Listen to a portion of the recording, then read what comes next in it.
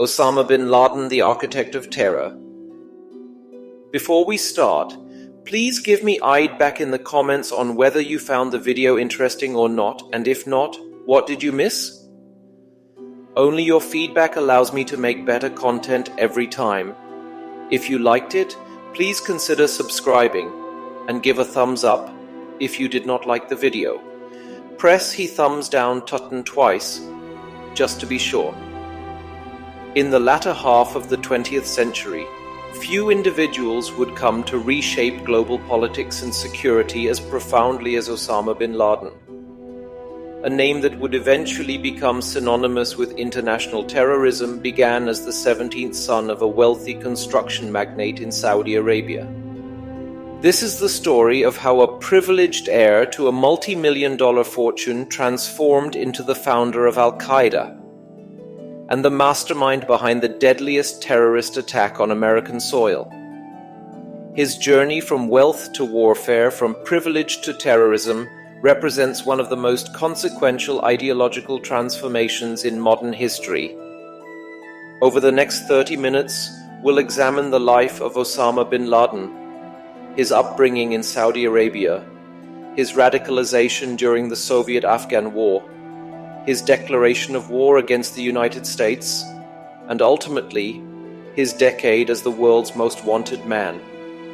Understanding bin Laden's path is crucial not merely as historical record, but as insight into how extremist ideologies take root and spread, a lesson that remains relevant in today's continuing struggle against global terrorism.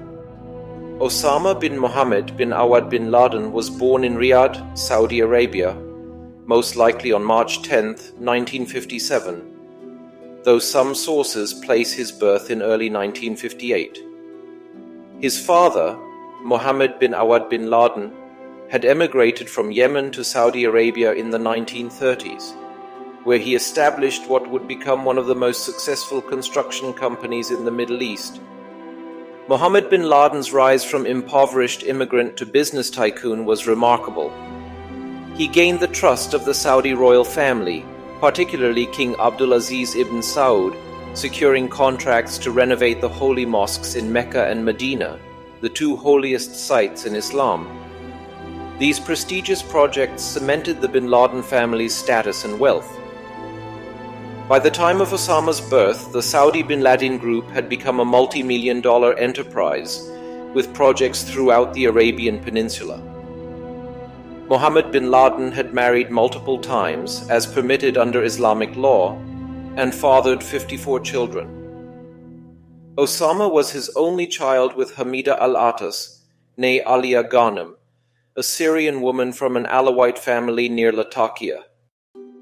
Hamida was reportedly just 14 years old when she married the 48-year-old Mohammed bin Laden in 1956. Their marriage was short-lived, and they separated soon after Osama's birth. Hamida subsequently married Mohammed al-Attas, another associate of the bin Laden business empire with whom she had 4 more children. Despite his parents' separation, Osama grew up in considerable privilege. He lived primarily with his mother and stepfather, but maintained connections with his father and numerous half-siblings. The bin Laden children were raised in various compounds in Jeddah, where they enjoyed the comforts afforded by their father's wealth.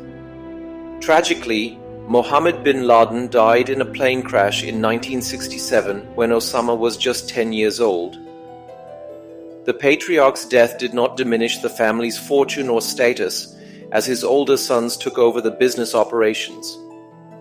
Osama stood to inherit millions, a fortune that would later help finance his terrorist activities. In 1968, at age 11, Osama began attending the prestigious Al-Thaqr Model School in Jeddah.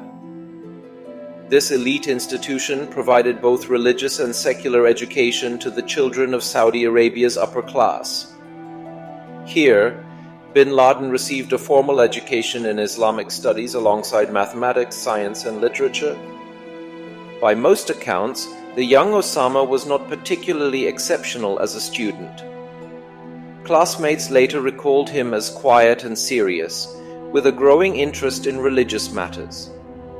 During his teenage years, he began attending additional religious discussion groups outside of school. There are conflicting reports about bin Laden's international education. Some sources claim he briefly attended a summer language course in Oxford, England, though this has been disputed. What is clear is that his exposure to Western culture was limited compared to many of his siblings, some of whom were educated in Europe and the United States. In 1976, bin Laden enrolled at King Abdulaziz University in Jeddah to study economics and business administration. His university years coincided with a period of growing Islamic revivalism across the Middle East, influenced by events such as the 1973 oil crisis and increasing Western cultural influence in traditionally Muslim societies. At university, bin Laden came under the influence of two figures who would profoundly shape his worldview: Abdullah Azzam, a Palestinian scholar who advocated for defensive jihad to protect Muslim lands, and Muhammad Qutb, brother of the influential Islamist theorist Sayyid Qutb. Sayyid Qutb's writings, particularly Milestones, provided an intellectual framework for rejecting Western influences and returning to what he considered pure Islamic governance. Qutb had been executed in Egypt in 1966 for plotting against the government, but his brother continued teaching his ideas at King Abdulaziz University. During this period, bin Laden also became associated with members of the Muslim Brotherhood, an Islamist organization founded in Egypt that had spread throughout the Arab world. These connections and influences gradually shifted his focus from business studies to religious and political concerns. While still a teenager, bin Laden entered into his first marriage. In 1974, at just 17 years of age, he married Najwa Ghanem, a 14-year-old Syrian girl who was also his first cousin on his mother's side. This marriage, arranged in the traditional manner, would eventually produce 11 children. Bin Laden's approach to family life reflected his increasingly conservative religious views. He would eventually marry at least 5 women, though not all simultaneously, and father approximately 26 children. His household was governed by strict religious principles, with limited access to modern conveniences like television or air conditioning despite his wealth. Those who knew bin Laden during this period describe him as living modestly despite his inheritance. He dressed simply, often in traditional Saudi attire, and began to develop a reputation for religious devotion. He performed the 5 daily prayers required in Islam and observed additional voluntary prayers and fasting. As a father, bin Laden was reportedly strict but not cruel. He insisted on religious education for his children and limited their exposure to Western influences. His family would later follow him from Saudi Arabia to Sudan and Afghanistan as his radical activities intensified. During his university years, bin Laden worked part-time in the family business, gaining experience in construction and project management. These skills would later prove useful when building training camps and fortifications in Afghanistan.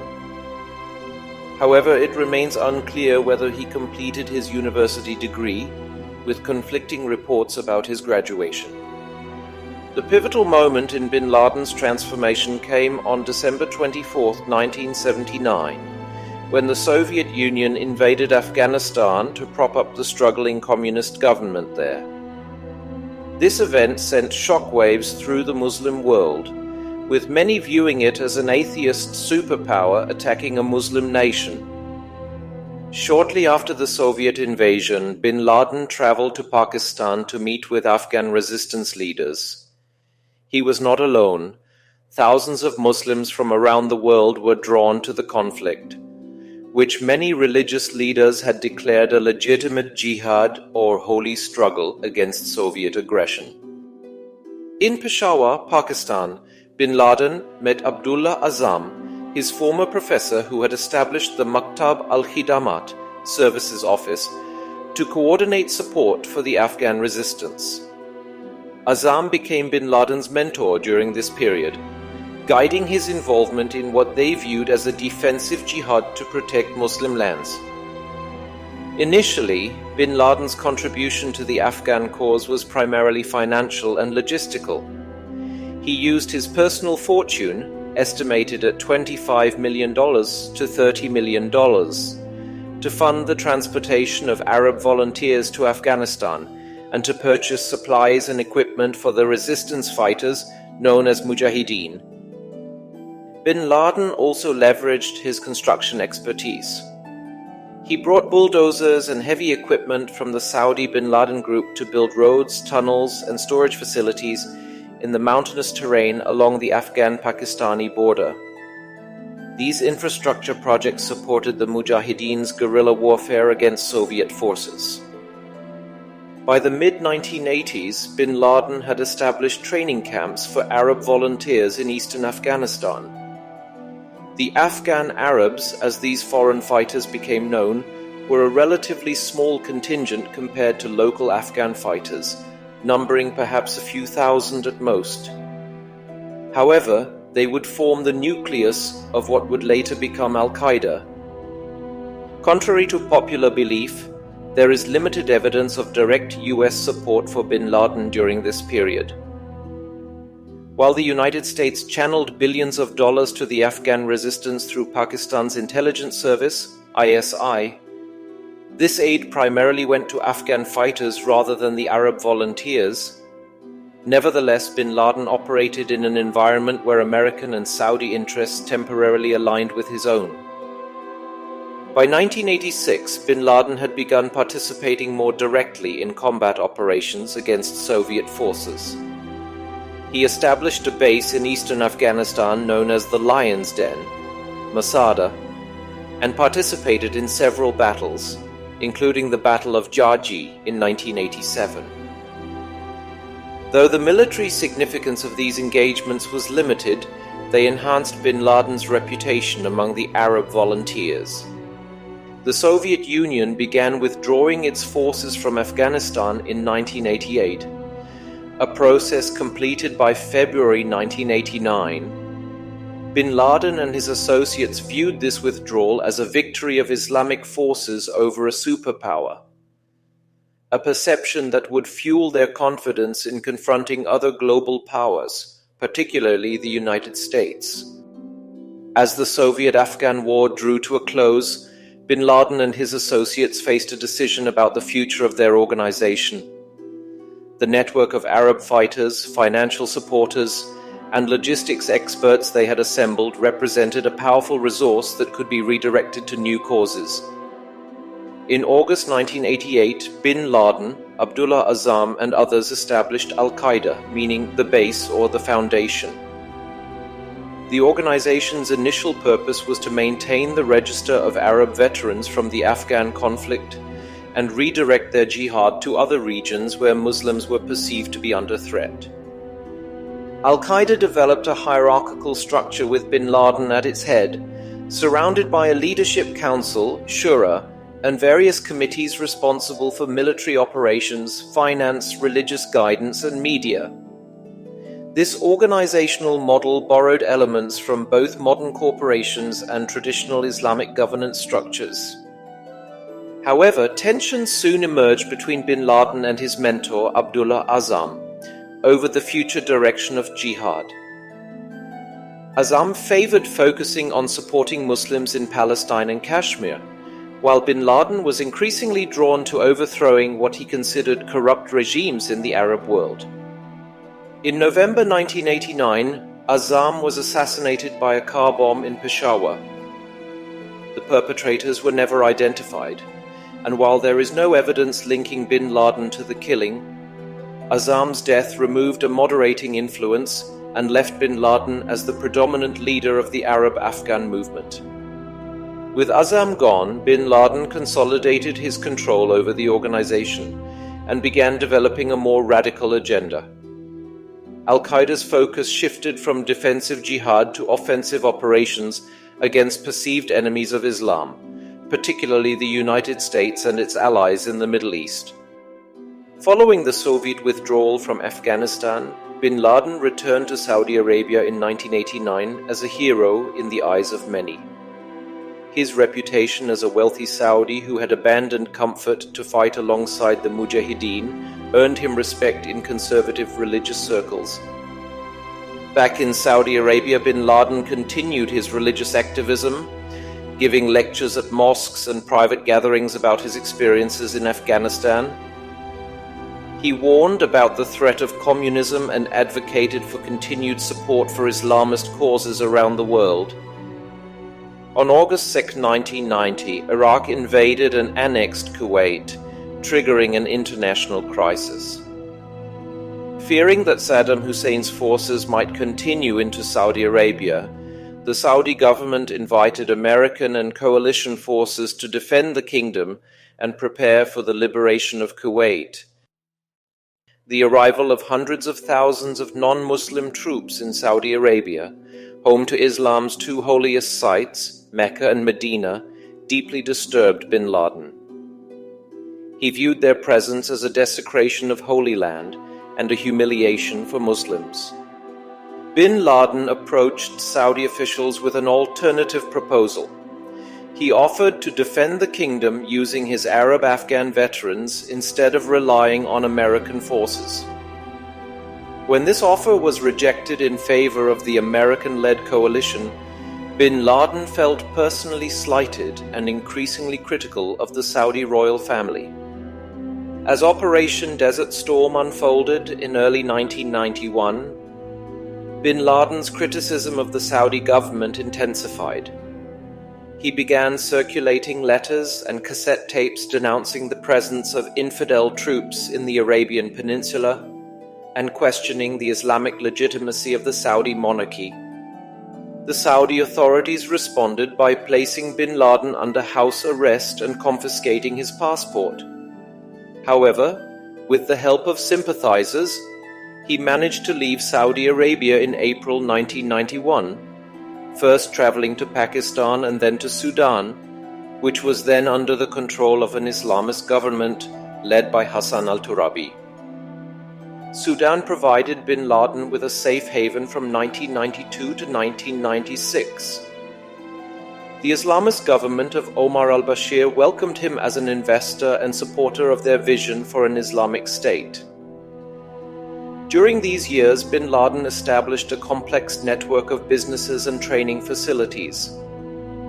Using his inheritance and business expertise, bin Laden established agricultural projects, construction companies, and import-export firms in Sudan.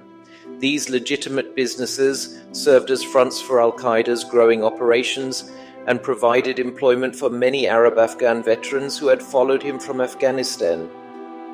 Bin Laden invested in infrastructure projects, including the construction of a highway linking Khartoum to Port Sudan.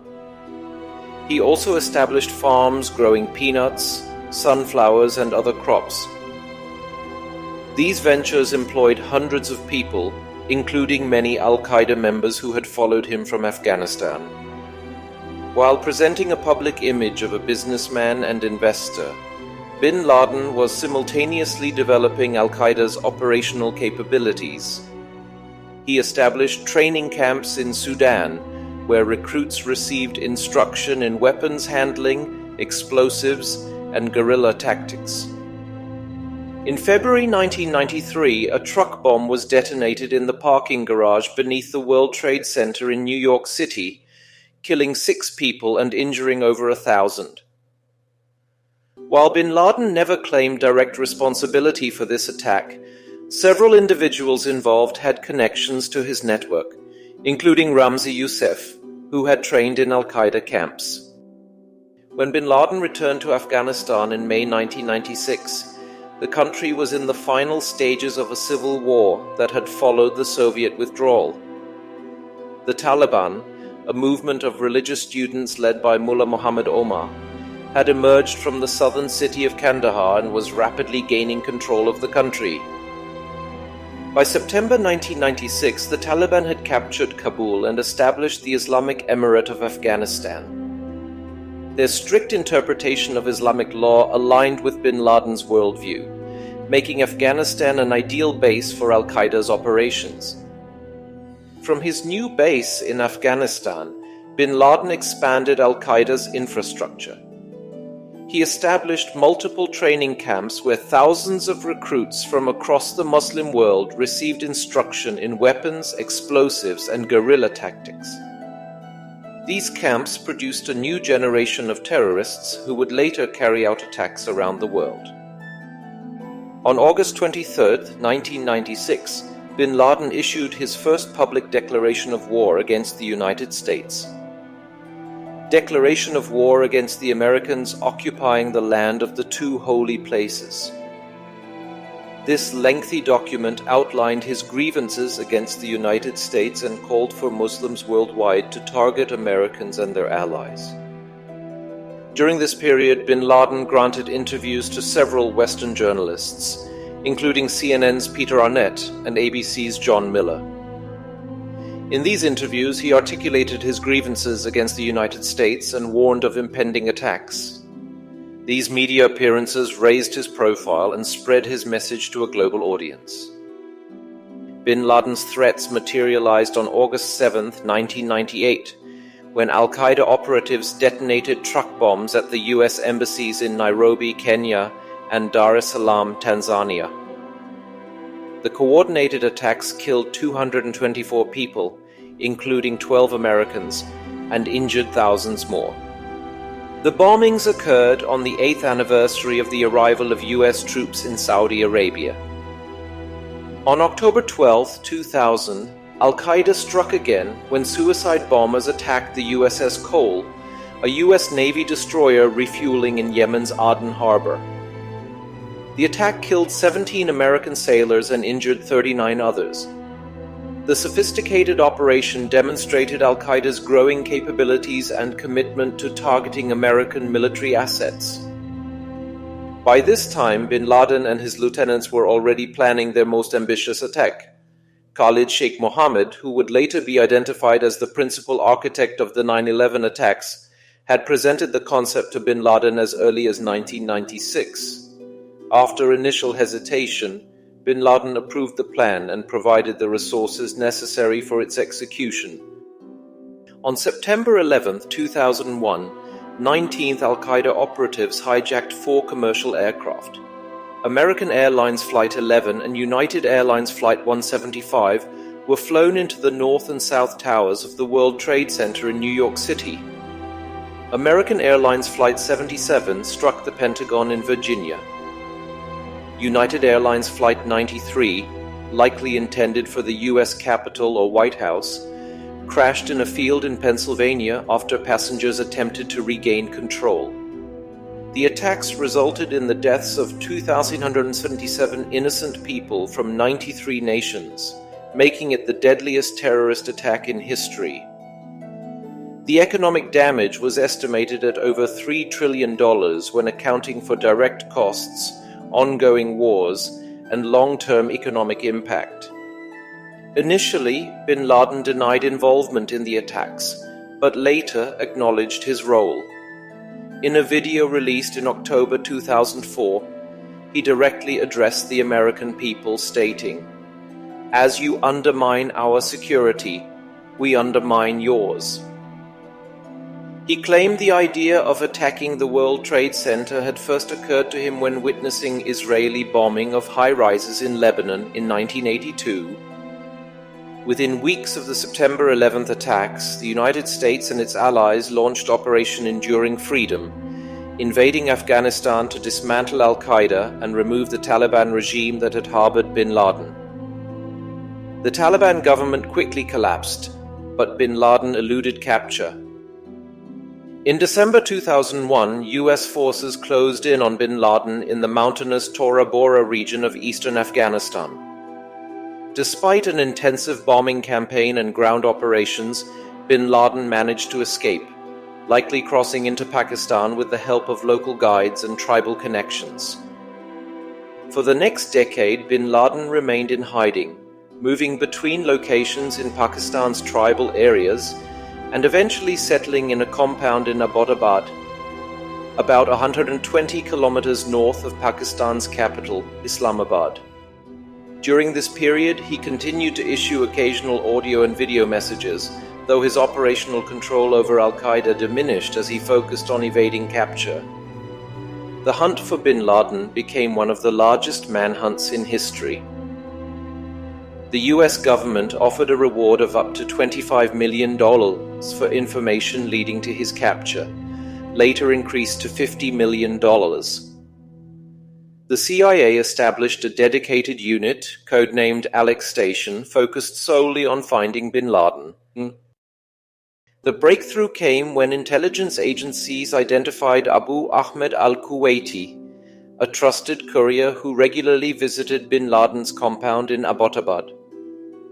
Surveillance of the courier eventually led to the discovery of the compound, a large walled complex with unusual security features that raised suspicions among intelligence analysts. The compound was custom-built in 2005 and featured 18-foot walls topped with barbed wire, few windows facing the outside, and residents who burned their trash rather than putting it out for collection. Despite being valued at approximately $1 million, the compound had no telephone or internet connections, unusual for a wealthy residence in an urban area. After months of surveillance and intelligence gathering, US President Barack Obama authorized Operation Neptune Spear on April 29, 2011. The mission was entrusted to SEAL Team 6, a specialized unit of the US Navy's Special Warfare Development Group.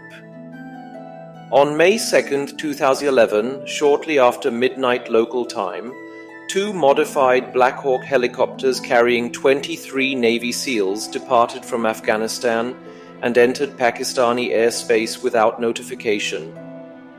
One helicopter crash-landed in the compound courtyard, but all personnel survived and proceeded with the mission.